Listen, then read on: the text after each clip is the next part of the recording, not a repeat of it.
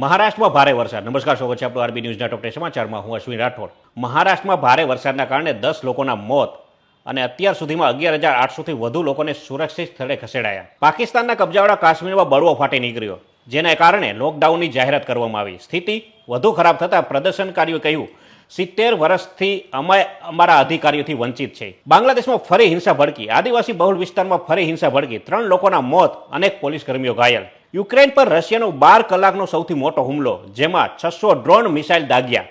અમેરિકાના એક ચર્ચમાં ગોળીબાર થતા 4ના મોત અને 8 જણા ઘાયલ. ચીને ભારતીય દવા શૂન્ય કરી. ચીને ભારતીય દવાઓની આયાત સંપૂર્ણપણે બંધ કરતા અમેરિકાને લપડાક. નેપાળના પૂર્વ પીએમ સહિત 5 નેતાઓ પર પ્રતિબંધ.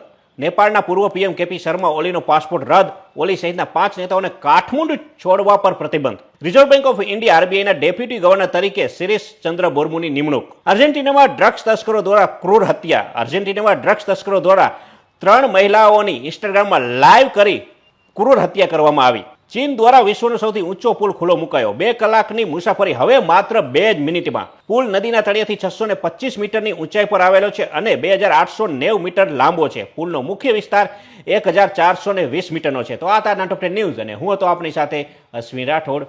જય હિન્દ, જય ભારત.